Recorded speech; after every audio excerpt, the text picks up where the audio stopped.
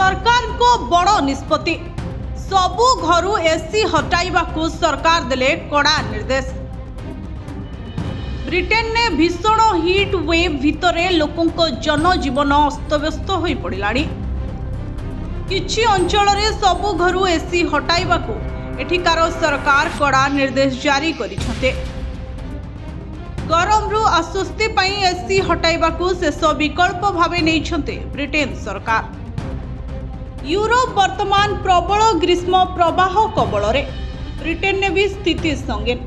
अनेक अंचल रे तापमात्रा 40 डिग्री सेल्सियस उपरे पहुंची। ग्रीष्म प्रवाह जोगु स्कूल बंद हो जाइछे।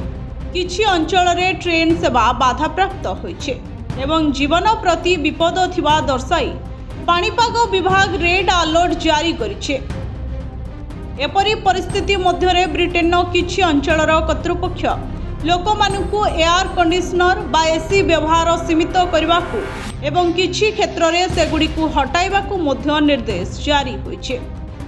अंतर्जातीय गणमाध्यम रे प्रकाशित एक रिपोर्ट अनुसार लंडन न किछि स्थानीय परिषद कहिसंते गरम रो मुक्ति पई अन्य कोनोसी विकल्प नथिले केवल एसी व्यवहार कराजिबा उचित। एही निष्पत्ति नेट जीरो नीति अधीन रे कार्यकारी हेउथबा कोठा नियमावली रो गोटिए अंश।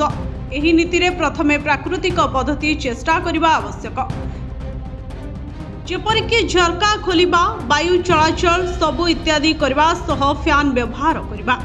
जदि एसबु व्यवस्था रे आश्वस्ति न मिले ताहले जाई एसी व्यवस्था करबा उचित बोली ब्रिटेन सरकार कहते। ब्यूरो रिपोर्ट सोना न्यूज।